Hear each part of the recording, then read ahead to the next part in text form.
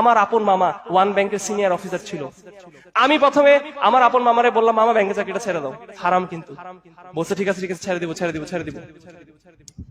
ঠিক যেদিন result letter দিবে, বউ আমারে ধরছে, আমার মামি আমারে ধরছে, বলে তোর মামারে বুঝা আমাদের সংসারটা কেমনে চলবে, আরেকটা চাকরি জোগাড় করুক, তারপর চাকরিটা ছাড়ুক। আমি কি করলাম, একজন শেখকে ফোন, শেখ না একজন আলেমকে ফোন দিলাম। ফোন দিয়ে বললাম, ভাবলাম তখন আমি এত কিছু বুঝতাম না, আমি বললাম হুজুর এখন তো, হুজুর বলে যে না আমাদের ফতোয়া আছে, আকাবিরদের ফতোয়া আছে যে যতদিন পর্যন্ত আরেকটা চাকরি না হয় ইস্তেগফার করে করে ব্যাংকের চাকরি চালায় দেওয়া যাবে। আমি তার এই ফতোয়াটা দিলাম, সে আবার ব্যাংকের চাকরি করা শুরু করে দিল। করতে আল্লাহ তখন আমাকে তৌফিক দিল মক্কায় ডক্টর আবু বকর জাকিরের সাথে দেখা হওয়ার। আবু বকর জাকিরের কাছে কেন যদি মনে হলো জিনিসটা আবার একটু জিজ্ঞেস করি।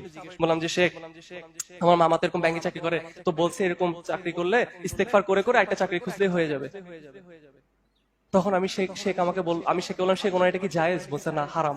আমি বললাম, শেখ ওনার যে বউ বাচ্চা আছে, বলে কিয়ামতের ময়দানে কি ওর বউ বাচ্চা ওর এই সুদের হিসাব নিয়ে আসবে? নিবে? দায়ভার নিবে? না, নিবে না। তো যদি কিয়ামতের ময়দান না নেয়, দুনিয়াতে কেন তাহলে মজা নিয়ে যাচ্ছে?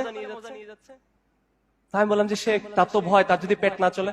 বলে আল্লাহ যদি রাস্তায় কুত্তা বিলাইয়ের পেট চালাইতে পারে, এভাবে করে বলছে। আমি একদম ডিরেক্ট কথা করতেছি, বলছে রাস্তার কুত্তা বিলাইয়ের যদি আল্লাহ পেট চালাইতে পারে, উনি রাগ করে বলছে জিনিসটা, তাহলে একজন বান্দা আল্লাহর জন্য সুদ ছাড়ছে, তাকে কি আল্লাহ চালাবে না?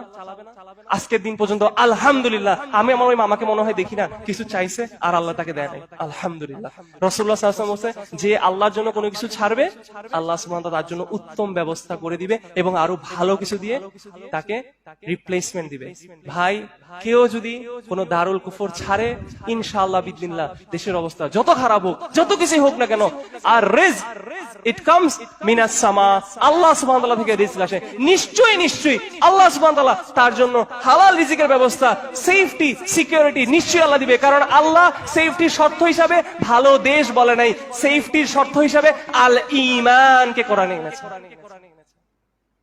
আমি যদি কিছু ভুল বলে থাকি, এটা আমার থেকে এবং শয়তান থেকে, and Allah is messenger is free from it। আবারও আমি বারবারই বলছি, আমি আপনাদের সবাইকে ওয়াল্লাহিল আযীম, আল্লাহ আমার এটা সাক্ষী, আমি আপনাদেরকে আল্লাহর জন্য ভালোবাসি। আমি আপনাদেরকে যা বলি আল্লাহর ভালোবাসার জন্য বলি, আল্লাহর কাছে যাওয়ার জন্য বলি। আমার কথা আপনারা প্লিজ কেউ কষ্ট পাবেন না। যদি কষ্ট পানও, যদি আল্লাহ সুবহানাহু ওয়া তাআলা এটাতে সন্তুষ্ট হয়, আলহামদুলিল্লাহ।